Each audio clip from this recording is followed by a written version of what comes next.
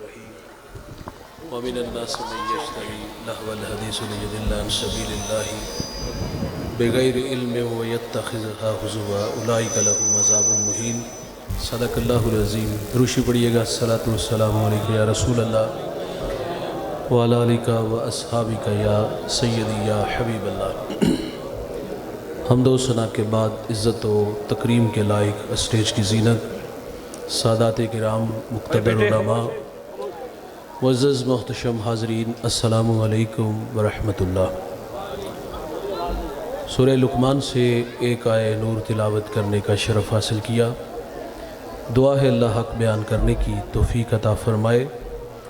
قابل عمل باتوں پر ہم سب کو عمل کر کے زندگی کی راہوں کو درست کرنے کی توفیق عطا فرمائے۔ ارشاد باری تعالیٰ ہے، کئی لوگ ایسے ہیں جو مقصد حیات سے غافل کرنے والی باتوں کا بیپار کرتے ہیں تاکہ لوگ بھٹکتے رہیں خدا کی راہ سے بے خبر ہو کر اور اس کا مذاق اڑاتے رہیں۔ اولئک لہم عذاب مہین، فرمایا ایسے لوگوں کے لیے رسوا کرنے والا عذاب ہے۔ علامہ علوسی اور دیگر مفسرین اس آیہ مبارکہ کا شان نزول بیان کرتے ہیں۔ مکہ کا ایک متمول شخص جس کا نام نضر بن حارث ہے۔ یار بیٹا کو خاموشی بھی کسی چیز نہ پائی چھاتا لیا اور سونے میرے وال ویخ۔ ہیلو، سارے منیٹر نہ بنو یار، تھوڑی مہربانی کوئی گل بھی ہوندی ہے یار، تھوڑا ترلا کر کے ویخ لیا تسی ریلوے اسٹیشن بنا بیٹھے ہو۔ ایڈی کیڑی گل ہے، حضور دے ذکر دے وچ بے ادبی شروع ہو گئی۔ ہاتھ اٹھا کے نعرہ تکبیر، منت کر رہے ہیں، ریکویسٹ، کوئی حکم نہیں صادر کر رہے۔ ترلا کمیٹی دا چیئرمین نہیں سمجھ لو، انٹرنیشنل سطح دا تہاڈا ترلا کر پیری پی جانے جناب۔ نعرہ تکبیر، نعرہ رسالت۔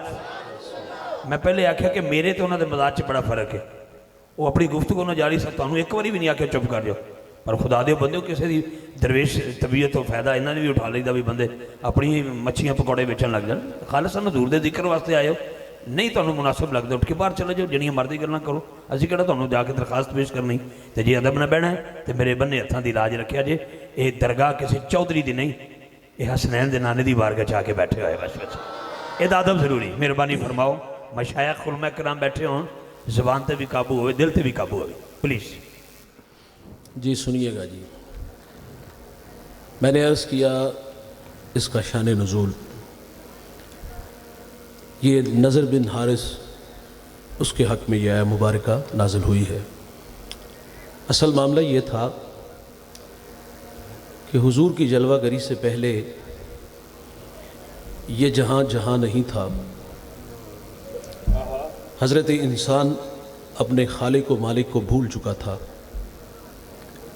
اخلاقی قدریں زوال پذیر تھی۔ آقا تشریف لائے اور مکہ کے گٹاٹوپ اندھیروں میں توحید کا چراغ جلایا، پھر اتنے اجالے انوار اترے کہ جو لوگ در در پہ دھکے کھا رہے تھے، آقا کی صدائے دل نواز نے انہیں کھینچ کے ایک خدا کے آگے جھکنا سکھا دیا۔ میرے نبی صلی اللہ علیہ وسلم کار نبوت کی ذمہ داریاں سر انجام دینے کے لیے میدان عمل میں ہیں۔ قولوا لا الہ الا اللہ تفلحوا کی صدا جزیرہ عرب میں گونج اٹھی، تو حضور کی تبلیغ سے متاثر ہو کے فرد واحد سے لوگ ایمان لانے لگے، اسلام پھیلا، اسلام نشو و نما پاتا رہا۔ جو مخالفین تھے، اسلام دشمن تھے، وہ باہم جڑ بیٹھے اور انہوں نے معاذ اللہ کہا کہ ہم بانی اسلام کو صفحہ ہستی سے مٹا دیں گے، اور اس شمع کے گرد جو مٹھی بر پروانے ہیں ہم انہیں خاک میں ملا دیں گے۔ لیکن وہ کیا کسی نے خوب کہا کہ فانوس بن کے جس کی حفاظت ہوا کرے، وہ شمع کیا بجھے جسے روشن خدا کرے، اور جدا ذکر خدا بلند کرے کیڑا جمعہ اس نو بند کرے۔ او دے ذکر دا محافظ آپ خدا پڑھو لا الہ محمد الرسول اللہ۔ ہزارہا مخالفتوں کے باوجود اسلام پھیلا، اسلام نشو و نما پاتا رہا۔ میں نے جس شخص کا نام لیا نضر بن حارث، یہ تاجر تھا، ملک شام ایران تجارت کے لیے اس کا آنا جانا تھا۔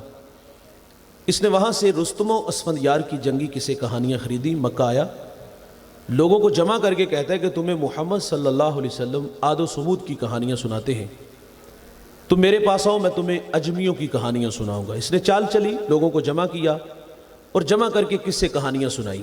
ایک چال اور رکھتا تھا، اس کے پاس حسن کی پری پیکر باندیاں تھیں، چٹی چمڑی والی جوان لڑکیاں تھیں جن کا ناچ گانا لوگوں کو سناتا دکھاتا۔ تو اس کی محنت سے کچھ کچے ایمان والے لوگ مرتد بھی ہوئے، تو اللہ نے اس کے حق میں یہ آیہ مبارکہ نازل فرما دی کہ جو مقصد حیات سے غافل کرنے والی باتوں کا بیپار کرتے ہیں ان کے لیے رسوا کرنے والا عذاب ہے۔ لہو الحدیث کی تشریح میں علماء تفسیر بیان کرتے ہیں کہ اس سے مراد گانا بجانا اور موسیقی مراد۔ اس کو سادہ کرو پیارے بھائی، ایکو ڈلے بیس بند کرو اس کو۔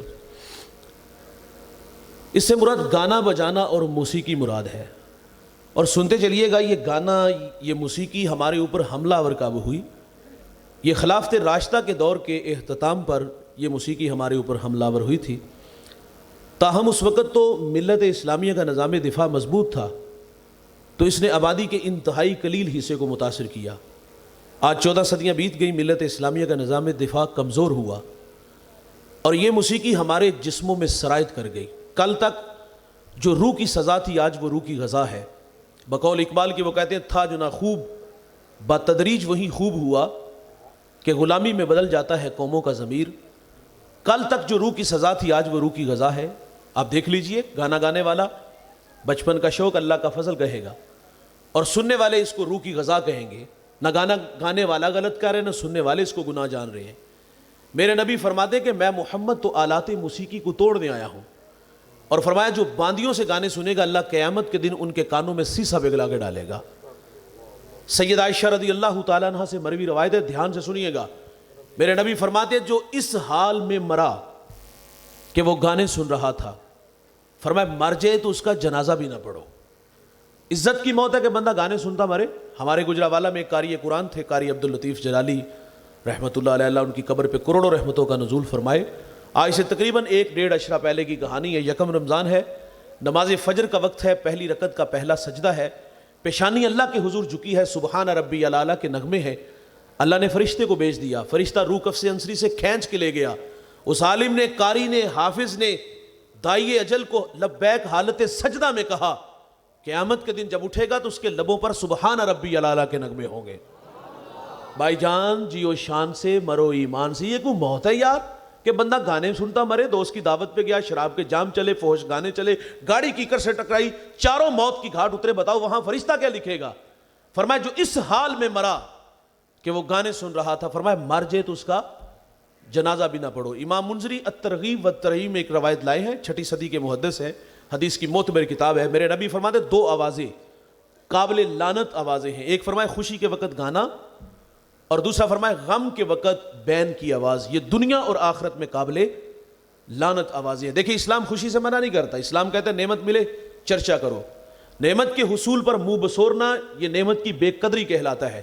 لیکن یہ بات پیش نظر رہے کہ اسلام غیرت مند دین ہے، اپنے ماننے والوں کو بےہودگی کا درس نہیں دیتا۔ اسلام کہتا ہے میرے ہو تو میرے ہی بن کے رہو۔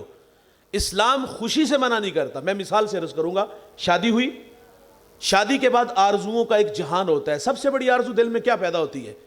گھر کے جو بوڑھے ہوتے ہیں وہ کہتے ہیں اللہ ہمیں کو پوتی پوتا دے، میاں بیوی کہتے ہیں اللہ کو بیٹا بیٹی دے، اولاد آنکھوں کی ٹھنڈک، من کا قرار، اولاد کو اسائے پیری کہتے ہیں، بڑھاپے کا سہارا کہتے ہیں۔ لیکن اللہ کی مرضی بھائی، اللہ کسی کو امتحان میں ڈال دے، 10-20 سال اولاد ہی نہ ہو، اور آپ بے اولاد حضرات سے ملاقات کر کے دیکھو، جب وہ دعاؤں کے لیے کہتے ہیں تو ان کے چہروں پر جو اداسیاں اور اولاد کی جو محرومیاں ہوتی ہیں ہم لفظوں میں بیان نہیں کر سکتے۔ اولاد دولت بہت بڑی ہے۔ میں پچھلے دنوں ٹوبا ٹیک سنگھ ایک جگہ حاضر ہوا، میرا جو میزبان تھا اس نے مجھے دعا کے لیے کہا، وہ بے اولاد تھا، میں نے دعا کر دی، لیکن تڑپا دینے والی کہانی سنیے گا۔ وہ کہتا ہے ہم 6 بہن بھائی ہیں، 5 بھائی 1 بہن، اور ہم سب شادی شدہ ہیں، کسی کی شادی کو 17 سال 14 سال 13 سال، اور وہ کہتا ہے ہم سب بے اولاد ہیں۔ یہ اللہ کی مرضی بھائی، کسی کو اللہ امتحان میں ڈال دے۔ مسجد میں آئے تو مولانا صاحب سے دعا کی درخواست کی، شیخ کی چوکھٹ پہ آئے تو وہاں بھی دعا کی درخواست کی، حاجیوں کے قافلے چلے تو ان کا بھی ترلا کیا کہ میرے لیے دعا کرنا کہ اللہ مجھے اولاد سے نوازے۔ آنکھیں بوڑھی ہوگی یار اولاد کی راہوں میں۔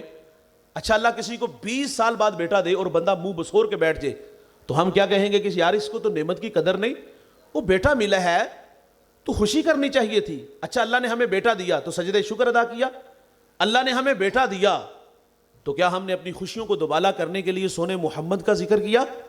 معذرت سے کہوں گا، ناراض نہ ہوئیے گا، ہم نے لوگوں کے رویے دیکھے پڑے ہیں. میرا تعلق ایک دیہات سے ہے اور آپ بھی دیہات کے رہنے والے ہو، اور ہمارے دیہاتوں کا کلچر تقریباً ملتا جلتا ہے. ہمارے ہاں بچہ دنیا میں آیا تو ہم نے سب سے پہلا کام کیا کیا؟ ہم نے ڈیک آن کیا، اور اس خیال سے کیا کہ اس کے کان میں کسی غیر کی آواز نہ پڑے. او بھائی، قابل لعنت تو آواز آپ ڈال رہے ہو. اس وقت تو حکم یہ ہے کہ اس کے کان میں دائیا کی آواز بھی نہ پڑے. گانا گانا ہے، گالی دینی ہے، مبارکباد دینی ہے نا، لیکن اولاد کا شعبہ حساس اتنا ہے، حکم یہ ہے کہ اس کے کان میں سب سے پہلی جو آواز پڑے تو وہ اللہ اکبر کی آواز پڑے، کیونکہ بچہ جو ہوتا ہے وہ پہلی آوازوں سے مانوس ہوتا ہے. لیکن معذرت سے کہوں گا بھائی، ہمارے ہاں بچہ آیا تو ہم نے گانا چلا دیا. اچھا، سیدی اعلیٰ حضرت لکھتے ہیں کہ یہ والدین کی ذمہ داری ہے کہ جب بچہ بولنے لگے تو اس کو اللہ اللہ سکھاؤ. اللہ اللہ سیکھ جائے تو لا الہ کی لوریاں دو، لا الہ بھی سیکھ جائے پھر محمد الرسول اللہ. اس کے بعد آپ نے ماما سکھانا ہے، پاپا سکھانا ہے، ڈیڈی سکھانا ہے. یہ باتیں ساری بات کی ہیں، لیکن یہ پہلے 3 چیزیں سکھانے والی تھی. ہم نے کیا کیا؟ ہمارے بچے بولنے لگے توتلی زبان سے تو کیا اللہ اللہ بولنے لگے؟ معذرت سے کہوں گا بھائی، گالی بولنے لگے، اور گالی کا ماحول گھر سے ملا.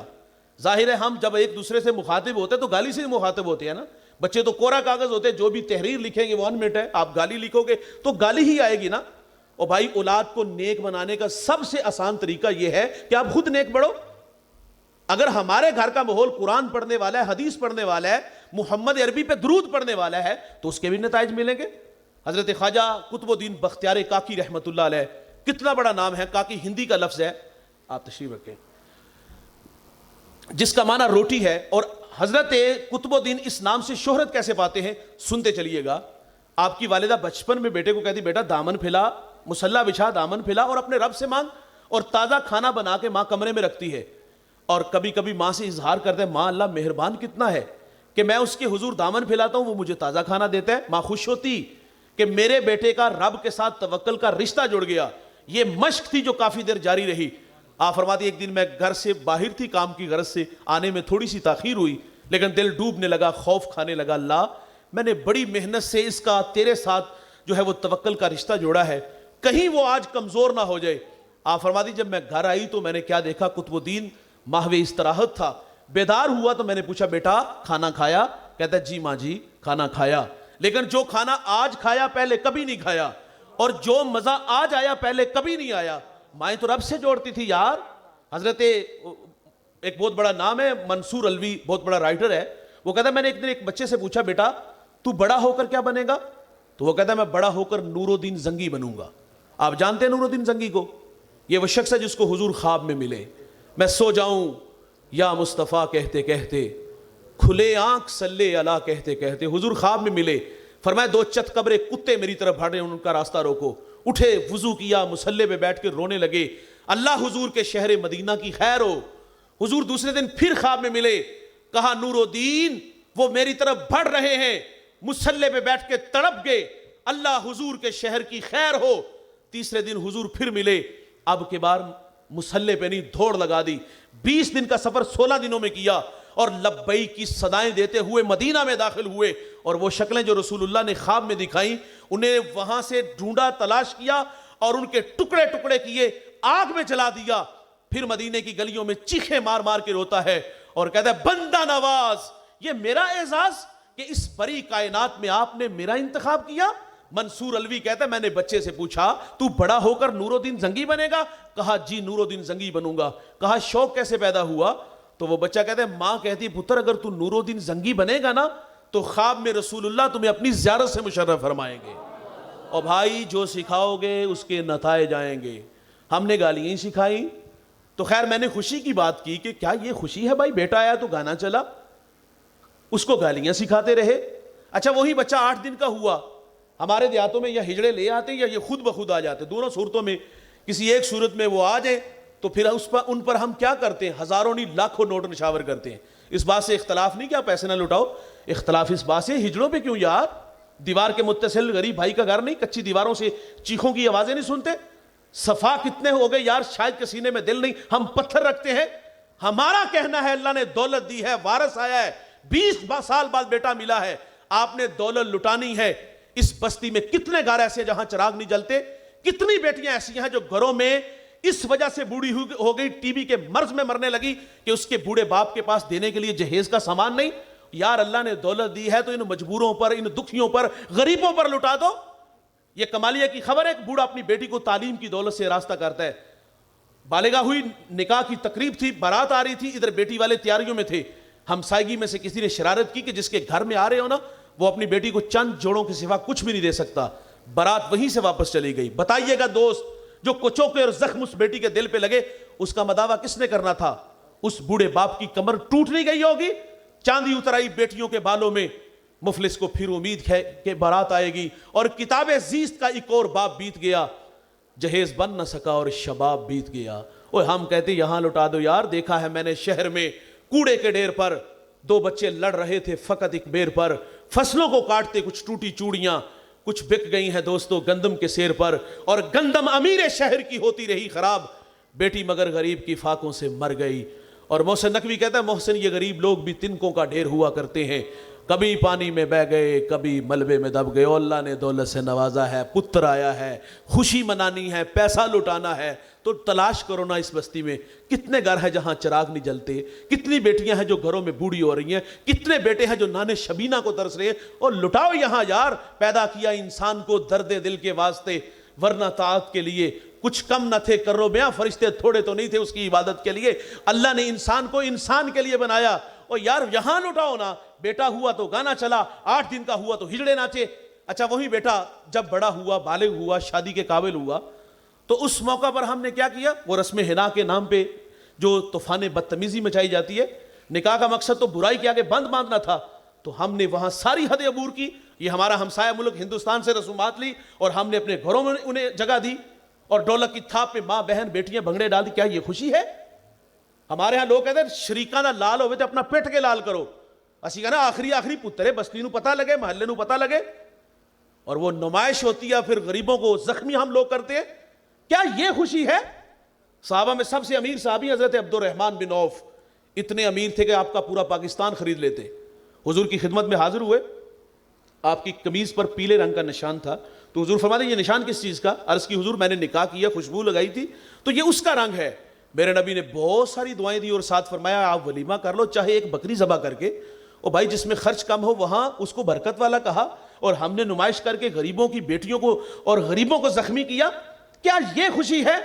اسلام خوشی سے نہیں منع کرتا دوست. 2 آوازیں قابل لعنت، خوشی کے وقت گانا اور غم کے وقت بین کی آواز. میرے نبی نے فرمایا میری امت پہ ایک ایسا زمانہ آئے گا لوگ ریشم، زنا اور گانے بجانے کے آلات کو حلال قرار دیں گے. میرے نبی نے فرمایا ایسا بھی زمانہ آئے گا لوگ شرابیں پیئیں گے، یسمونہا بغیر اسمہا، اس کا نام بدل دیں گے. یوزف علی رؤوسہم بالمعازف والمغنیات، فرمایا ان کے سروں پر باجوں گاجوں اور ناچ گانے والیوں کا شور اور ہنگامہ ہوگا. اللہ انہیں زمین میں دھنسا دے گا، بعض کو خنزیر اور اللہ بندر بنا دے گا. جب قوم کا جوان آوارہ مزاج ہوگا نا، شرابیں پیے گا، نام بدلے گا، موسیقی دھن ہوگی، تو پھر اللہ اس قوم کے بیٹوں سے ناراض ہو جائے گا. سنیے گا ناراضگی کا اظہار. فرمایا اللہ انہیں کھینچ کے زمین میں لے جائے گا. ذرا پلٹ کے دیکھیے گا 2005 کی طرف، ایک جھٹکا لگا تھا، اللہ کی زمین کانپ اٹھی تھی. یہ جھٹکا بڑا زور کا تھا اور مانسیرا سے ضلع باغ تک 1,00,000 انسانوں کی ہڈیاں ٹوٹ گئی تھی. سہاگ اجڑے، ارمان کچلے گئے. سخاوت کے دیوتا لوگوں نے دیکھا صبح کے اجالے میں ہاتھوں میں کشکول لیے وہ بھیک مانگ رہے تھے. کہانی پرانی نہیں سنا رہا بھائی، یہ جھٹکے آپ نے بھی یہاں محسوس کیے، ہم نے بھی محسوس کیے. اچھا جب یہ جھٹکا لگا نا تو خیال تھا کہ اب پیشانیوں میں سجدوں کا نور آئے گا، آنکھوں پر حیا کے پہرے آئیں گے، کانوں میں قرآن کے نغمے ہوں گے، لبوں پر سونے محمد کے ترانے ہوں گے، مسجدیں نمازیوں سے کھچا کھچ بھری ہوں گی. لیکن ہم مسجد میں آئے تو 1.5 صف ملی. ہاں تبصرے آپ نے بھی سنے، ہم نے بھی سنے. ہم لوگوں نے بڑی باتیں کی. ہم نے کہا ان کے اخلاق کھوکھلے تھے، وہ فساد کے کھوکھلے دانے پہ کھڑے تھے. ہم نے کہا تھا نا چلتے اکڑ اکڑ کے، بولتے بگڑ بگڑ کے، مستی ہی مستی، نشہ ہی نشہ ان کے تیور تھے. ہم نے کہا تھا اللہ کا منادی 5 وقت حی علی الصلاۃ کی صدائیں دیتا تھا، کان پہ جو تک نہیں رینگتی تھی. ہم نے کہا تھا واعظ نصیحت کرتا تھا، وہ غفلت کی پٹی نہیں اتارتے. ہم نے کہا تھا رقص و سرود کی محفلیں سجتی تھی. ہم نے کہا تھا وہ بند کمروں میں آبرو ریزی کرتے تھے. میں نے یہ بات پورے پاکستان میں جہاں بھی گیا میں نے کی. میں نے کہا مانا کہ پہاڑوں میں رہنے والے لوگ بدکار تھے اور ان کی بد عمالیوں کا نتیجہ کہ اللہ انہیں کھینچ کے زمین میں لے گیا. ان کا بہت بڑا نقصان کہ 1,00,000 انسانوں کی ہڈیاں ٹوٹ گئی. میں نے یہ بات پھر جگہ جگہ کی. میرا تعلق گجرانوالہ سے ہے. آپ اپنے شہر میں بیٹھے ہوئے ہیں. میرا سوال آپ سے ہے, مجھے بتائیے گا بھائی, کیا یہاں اذان ہوتی ہے, حی علی الصلاح کی صدائیں فضا میں گونجتی, سارے لوگ مسجد میں آتے ہیں؟ ایک گھر میں 8 افراد, سب پہ نماز فرض, کتنے لوگ نماز کے وقت اللہ کے گھر میں ہوتے ہیں؟ سوال ہے, حی علی الصلاح کی صدائیں یہاں بھی بلند ہوتی ہیں, تو کیا چونک چبارے پھٹے آباد نہیں ہوتے؟ رقص و سرود کی محفلیں نہیں؟ سب کچھ ہوتا ہے یہاں بھی بھائی. حاجی ثناء اللہ ہم بھی نہیں. یہ جھٹکے اس لیے لگتے ہیں, یہ سنبھلنے کا موقع دیا جاتا ہے. اگر اللہ ناراض ہوا تو پہاڑوں کو کھینچ کے اور پہاڑوں میں بسنے والوں کو زمین بوس کیا, تو یہ دوڑتی گاڑیاں, یہ فلک بوس عمارتیں, یہ بنگلے, یہ پلازے, اگر جھٹکا لگا تو خاک میں ملانا جانتا ہے اللہ. تو فرمایا جب شراب عام ہوگی, جب گانا عام ہوگا, تو فرمایا اللہ ناراض ہو جائے گا. ناراضگی کا اظہار فرمایا اللہ انہیں کھینچ کے زمین میں لے جائے گا. بعض کو خنزیر اور اللہ بندر بنا دے گا. انسان ظاہری طور پہ خنزیر بندر نہیں بنے گا, لیکن خنزیر اور بندر کی جو صفات ہیں وہ انسان میں آ جائیں گی. علم حیاتیات میں لکھا ہے خنزیر کی سب سے بڑی صفت یہ ہے کہ وہ بے غیرت اور بے حیا ہوتا ہے. بندر کی صفت وہ نکالی کرتا ہے, ایکٹنگ کرتا ہے. یہ شوبز کی دنیا, پاپ سنگر, سنانے سننے والوں کے مزاج آپ بھی جانتے ہو, ہم بھی جانتے ہیں. فرمایا سب سے بڑا نقصان کیا ہوگا کہ اللہ حیا کو ہی چھین لے گا. روحوں کی غذا موسیقی نہیں. ایلن بلوم ایک عیسائی مفکر گزرا ہے, اس سے سوال کیا گیا کہ تیرے نزدیک موسیقی کیا ہے, تو وہ کہتا ہے یہ روح کی کچرا غذا ہے. ابن جوزی تلبیس ابلیس میں لکھتے ہیں, آپ فرماتے ہیں گانے میں 2 مضرتیں جمع ہے, ایک تو یہ قلب کو تفکر الہی سے روکتا ہے, اور دوسرا فرمایا گانا زنا کی دعوت دیتا ہے. ہم نے اس کو روح کی غذا کہا. جوانوں, روحوں کی غذا موسیقی نہیں, روحوں کی غذا ہے تو وہ اللہ کا قرآن ہے, جسے کافر لوگ بھی چھپ چھپ کے سنا کرتے تھے. او بھائی, رب سے باتیں کرنے کو جی چاہے نا تو فرمایا قرآن کھول کے بیٹھ جایا کرو. یاد کرو کتنی دیر ہوگی رب سے باتیں کیے ہوئے. ہاں, ماضی کے دریچوں میں اگر ہم اپنا بچپن تلاش کرتے ہیں تو ایک دھندلا سا نقشہ ہے ہمارے پاس, کہ ہم بچپن میں جب ناظرہ قرآن مجید مسجد میں پڑھنے جاتے تھے, باقاعدگی کے ساتھ نہیں, وہ ہفتے میں 2 دن, اور جو 2 دن جاتے تھے گھر سے پیغام بھی آتا تھا, حافظ جی اس کو چھٹی دو. حافظ صاحب کی ضرورت نہیں کہ وہ کہیں کہ چھٹی نہیں ملے گی, اس نے سبق نہیں سنایا, کیونکہ انہیں پتہ ہے اگر میں نے اس کو چھٹی نہ دی تو رات کو اس کے ابے نے آ کے میری چھٹی کروا دینی ہے. اور ہمارے جامعہ کے ایک فاضل تھے, 2 ماہ بعد واپس آ گئے. میں نے کہا بیٹا آپ واپس آ گئے؟ وہ کہتے ہیں میں نے صرف اتنا کہا کہ بیٹا رات اپنے والد کو ساتھ لے کے آنا, میں نے کلاس میں نہیں بٹھانا, آپ چھٹیاں بڑی کرتے ہو. مقصد توجہ دلانا تھا. وہ کہتے ہیں حضرت تشریف لائے, رات کو آگ بگولا تھی, اور آگے کہتے تیرے پیو دی مسجد ہے. اس میں کوئی شک نہیں بھائی, یہ مولوی کے باپ کی مسجد نہیں. تو جو نماز پڑھنے آتے ہیں, میرا سوال ان سے ہے, کیا ان کے باپ کی مسجد ہے؟ اللہ کا گھر ہے, اجارہ داری ہم اللہ کے ہی گھر میں کرتے ہیں. ہمارا کہنا ہے جس کو مصلی دو اس کو عزت بھی دو.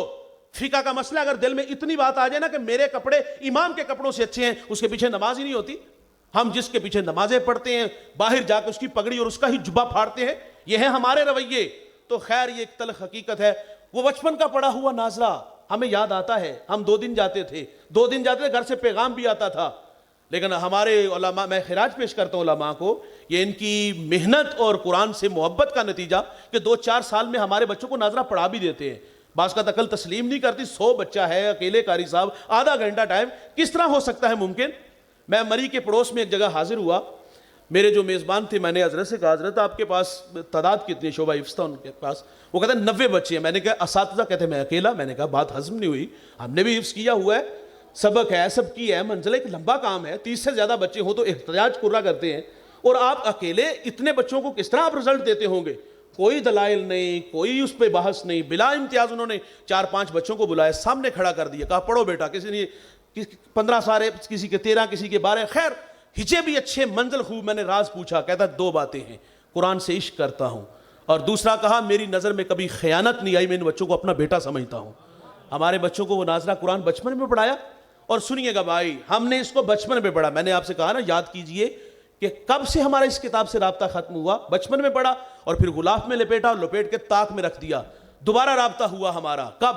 ہم بڑے ہوئے, ہم کمانے کے قابل ہوئے, ہم نے گھر بنایا, ہم نے فیکٹری بنائی, ہم نے کارخانہ بنایا. تو بطور برکت ہم نے وہاں قرآن خوانی کی. وہاں بھی خود نہیں کی, اب کیونکہ جیب میں پیسہ ہے تو ہم مسجد مدرسے سے بچوں کو خرید لیتے ہیں.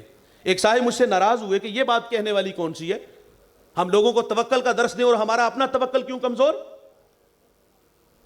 اللہ اسباب بھی پیدا کرتا ہے, اللہ افراد بھی دیتا ہے. مجھے اچھی طرح یاد ہے جب میں حضرت کے پاس 1997 میں حاضر ہوا تو ایک سیٹھ صاحب وہ تشریف لائے اور کہتے میں نے فیکٹری میں بچے ساتھ لے جانے ہیں. آپ فرماتے میں فیکٹریوں میں بچے نہیں بھیجتا. تو وہ جذباتی ہوا, وہ کہتے میں یہاں چندہ دیتا ہوں. آپ فرماتے جتنا دیا ہے گن کے لے لے.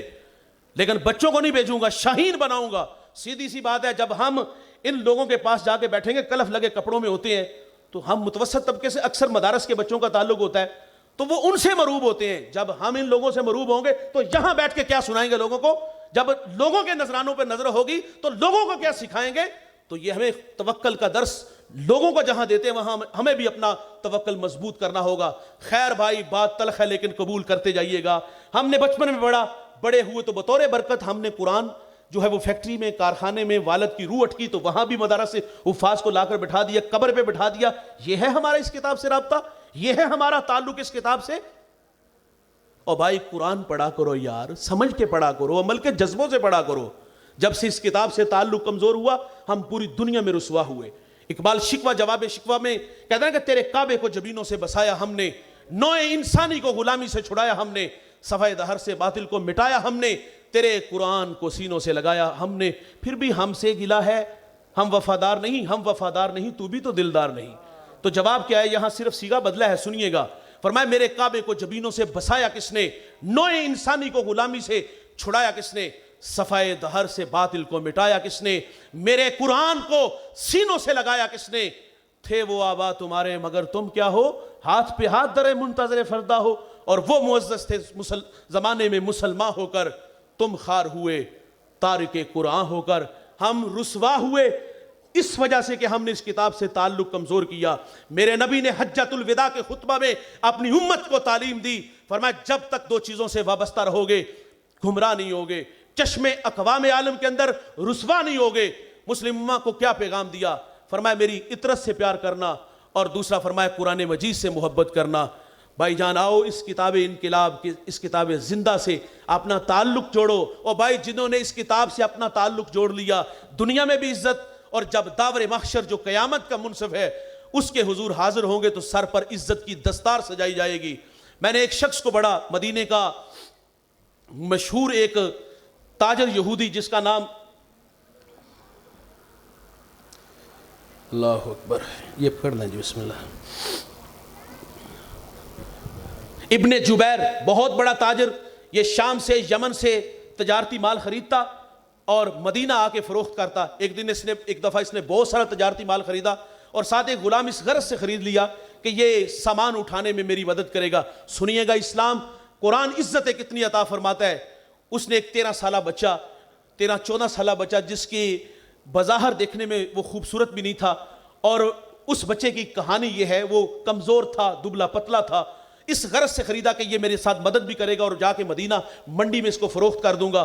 2 دن میں تجارتی مال تو بک گیا لیکن وہ غلام نہ بکا۔ کہا تیرے لیے اب مجھے یہاں ٹھہرنا ہوگا۔ اس نے 3 دن عرب کی جلسا دینے والی، تڑپا دینے والی دھوپ میں کھڑا کر دیا۔ اور بھائی لوگ جب خریداری کرتے ہیں تو نفع نقصان پہلے دیکھتے ہیں کہ اگر اس کو خریدوں گا تو مجھے اس سے نفع کتنا ملے گا، اس کی طرف کسی نے بھی نظر التفات نہ کی۔ 3 دن دھوپ میں جلنے والے پہ ایک خاتون جس کا نام تثبیتہ تھا، اس کو رحم آیا، اس کو منہ مانگی قیمت دے کر خرید لیا۔ اس کی جو ہے وہ سیرت کے تذکرے ہونے لگے، اس کی نیک نامی کے تذکرے ہونے لگے۔ ابو حذیفہ یہ مکہ کا تاجر تھا اور تجارتی مال بیچتے بیچتے مدینہ آئے اور اس خاتون کی سیرت کا تذکرہ سنا تو پیغام نکاح بھیجا، اس نے بھی قبول کر لیا، نکاح ہوا، کچھ عرصہ مدینہ میں رہے اور پھر مکہ چلے گئے۔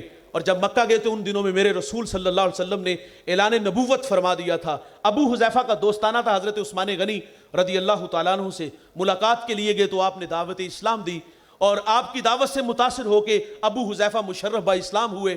آپ کی بیوی بھی ایمان لے آئی اور وہ غلام جس کا نام سالم ہے وہ بھی ایمان لے آیا۔ اور ایک دن تثبیتہ نے اپنے غلام سے کہا کہ میں نے رسول اللہ سے سنا ہے کہ جو غلام کے ساتھ نرمی سے پیش آئے گا یا غلام کو آزاد کرے گا، فرمایا اللہ اس کو جہنم کی آگ سے آزاد کر دے گا۔ کہا تجھے میں آزاد کرتی، اس نے کہا میں کہاں جاؤں گا، یہاں تو میرے لیے یہ شہر اجنبی ہے۔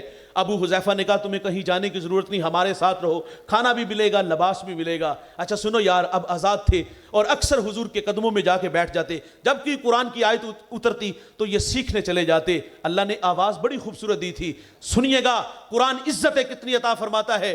ایک دن حضرت سالم قرآن پڑھ رہے ہیں تو میرے نبی قرآن سن کے مسکراتے ہیں، سالم قرآن پڑھتے تو میرے نبی کی مبارک آنکھوں سے آنسو جاری ہو گئے۔ ایک دن رسول اللہ فرماتے اللہ تیرا شکر ہے کہ تو نے سالم جیسے قاری قرآن میری امت میں پیدا فرمائے۔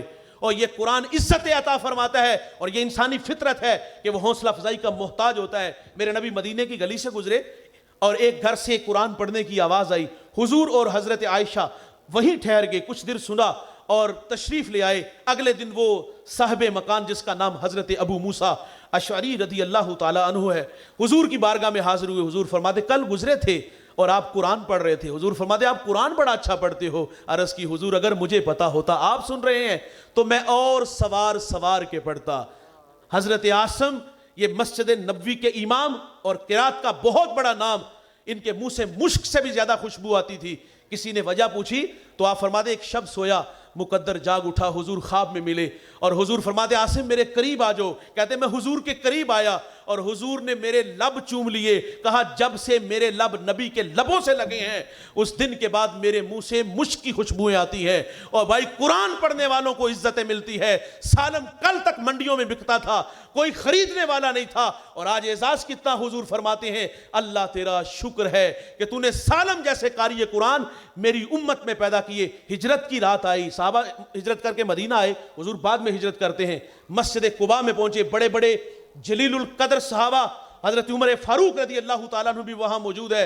اعزاز دیکھیے گا، حضرت سالم کا اذان ہوئی، اقامت پڑھی گئی اور حضرت عمر فرماتے آج مصلی اس کا حق ہے جس کی قرات سن کے محمد عربی بھی خوش ہوتے تھے۔ کہا سالم تم امام بنو گے، ہم مقتدی بن کے تیرے پیچھے کھڑے ہوں گے، اور مسجد قباء کا امام حضرت سالم بنے۔ مدینے کے یہودیوں نے کہا کل تک تو تجھے کوئی دیکھتا نہیں تھا، نظر التفات نہیں کرتا تھا، منڈی میں تجھے کوئی خریدنے کے لیے تیار نہیں تھا۔ پھر زبان حال سے سالم نے کہا جب تک بکے نہ تھے کوئی پوچھتا نہ تھا، تو نے خرید کے انمول کر دیا۔ قرآن عزت دیتا ہے، قرآن وقار دیتا ہے۔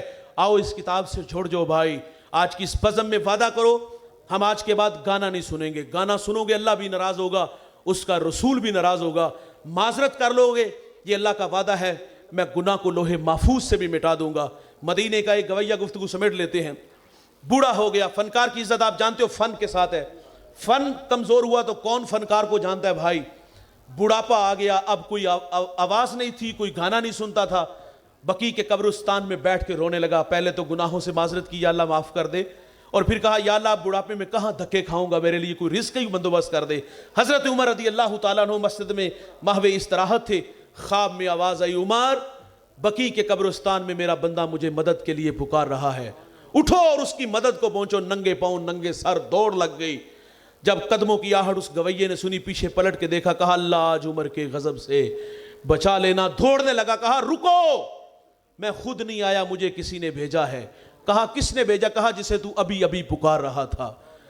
اور پھر وہاں جی بھر کے رویا، کہا مالک ساری زندگی تجھے بھلائے رکھا، آج پیٹ کی خاطر تجھے پکارا تو تو نے عمر کو میری مدد کے لیے بھیج دیا۔ اور پھر ایک چیخ ماری اور جان آفریں کے سپرد کر دی۔ اور پھر یہ اس کا اعزاز ہے کہ اس کا جنازہ حضرت عمر رضی اللہ تعالیٰ عنہ نے خود پڑھایا، اس کو قبر میں اپنے ہاتھوں سے اتارا۔ جو معذرت کرتے ہیں بھائی اللہ معاف کر دیتا ہے۔ آج کی اس بزم میں اور آپ وعدہ کر کے گھر جائیں گے کہ آج کے بعد ہم گانا ہم تلاشی لیں گے اپنے موبائلوں کی، وہ مواد جو اللہ رسول کو پسند نہیں اس کو نکالو یار، جگہ دو کسی اچھے عالم کو، کسی اچھے قاری قرآن کو، کسی اچھے صداخان رسول کو، انہیں جگہ دو یار۔ آج کی بزم کا وعدہ ہم گانا نہیں سنیں گے، ہم قرآن سنیں گے، محمد کا فرمان سنیں گے۔ میرے ایک دوست ہیں صوفی اسلم، بوڑھے ہو گئے، جوانی کی کہانی سناتے ہیں، کہتے ہیں میں اس پنڈی سے گجرانوالہ آنا تھا، اتفاق سے جگہ ڈرائیور کے ساتھ ملی، لب حرکت میں تھے، پیشانی میں سعادت کا نور نظر آیا، جی چاہا مجھے لگا کہ کسی وظیفے میں مشغول ہے، میں بھی ساتھ شامل ہو جاؤں۔ ایک دو دفعہ پوچھا، مگن بڑا تھا، میرا شوق بڑا، تو اس نے وظیفہ روک کے کہا آپ کو مسئلہ کیا ہے؟ کہا بھائی جو وظیفہ پڑھ رہے ہو مجھے بھی ساتھ شامل کرو۔ اس نے کہا میں حافظ قرآن ہوں، پنڈی سے چلتا ہوں فیصل آباد پہنچتا ہوں تو 15 پارے تلاوت کرتا ہوں، اور جب فیصل آباد سے واپس پنڈی آتا ہوں تو بقیہ 15 پارے پڑھتا ہوں۔ وہ کہتا ہے میں روزانہ 1 مرتبہ قرآن مجید کی تلاوت کرتا ہوں۔ آئیے بھائی اس کتاب زندہ، اس کتاب ہدایت، اس کتاب انقلاب سے اپنا تعلق جوڑے، عمل کے جذبوں سے اللہ تعالیٰ کی بارگاہ میں دعا کریں کہ اللہ ہمیں عمل کی راہوں کا راہی رکھے۔ اور میں انتہائی شکر گزار ہوں عزیزم امجد خان صاحب کا اور افتخار بھائی کا، آپ کے حکم پر ناچیز یہاں حاضر ہوا، آپ نے مجھ سے کچھ سنا، ہم نے کچھ سیکھنے کی کوشش کی۔ اللہ تعالی ہم سب کو جو سیکھا ہے اس پر عمل کی توفیق عطا فرمائے۔